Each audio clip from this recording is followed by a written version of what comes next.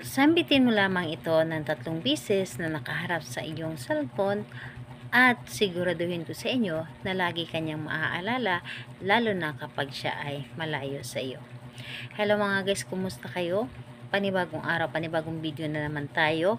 At sa araw na ito ay sarang video ang aking ituturo sa inyo na simpleng gabay o simpleng pamamaraan na makakatulong sa atin. At bago ang lahat, gusto ko lang mag-disclaimer sa mga taong hindi naniniwala at hindi gusto ang mga kagaya nitong video. Please skip this video and maghanap kayo ng videos na gustong gusto nyo, dahil ang video na ito ay para lamang ito sa mga taong naniniwala and gusto mag-try.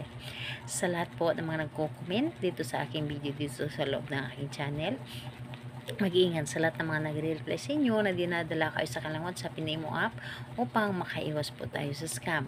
Ngayon po ituturo ko sa inyo paano nga ba kayo laging maaalala ng inyong partner kapag siya ay nasa malayo. Yung tipong hindi siya makapag-isip ng kahit na ano, yung hindi siya madadala ng mga tukso dahil yung isip niya ay nasa iyo lamang. Yung tipong kahit anong gagawin niya ay hindi ka mawawaglit sa kanyang isipan. So dito is kailangan lamang natin dito ng larawan niya na kahit nasa loob lamang ng inyong cellphone. So ayun, kailangan na wala ka mga iniisip na mga problema kapag ginagawa mo ito, and yung tipong walang gumugulo sa inyong isipan. So ngayon, ang gagawin mo nito, napakadali lamang. Titigan mo lamang ang inyong cellphone or titigan mo ang kanyang larawan na nasa loob ng inyong cellphone.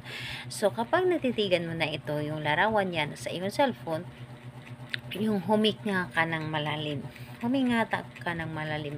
And pagkatapos nun, ay sambitin mo ng 3 beses ang kanyang pangalan. So, pangalan niya at apelyido, at isunod ang lagi mo ako maaalala kahit saan ka man naroroon. So, 3 beses po yun. Pangalan, apelyido, lagi mo ako maaalala kahit saan ka man naroroon. So, ayun.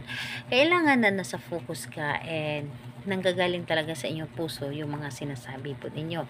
3 beses lamang, and pagkatapos nun, hayaan nyo na. Pwede nyo na i-close ang inyong cellphone. And asahan ninyo yung taong ginawan mo dito, kahit nasaan man siya, kahit gaano pa man siya kalayo, ay lagi kanya maaalala. Lagi kanya maaalala, and kahit anong gagawin niya ay talagang ikaw lamang ang laman ng isip niya. So, kahit anong araw at oras, pwedeng-pwede mo itong gagawin.